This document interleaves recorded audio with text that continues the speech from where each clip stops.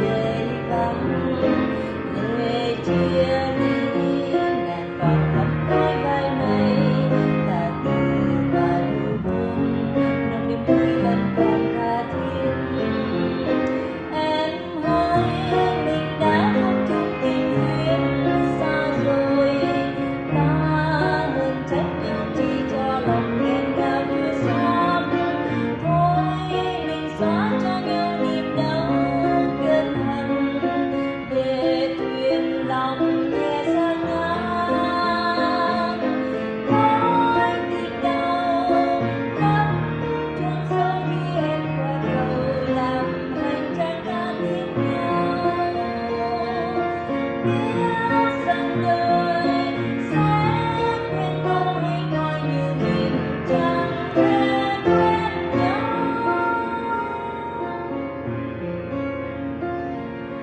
Nàng ra đi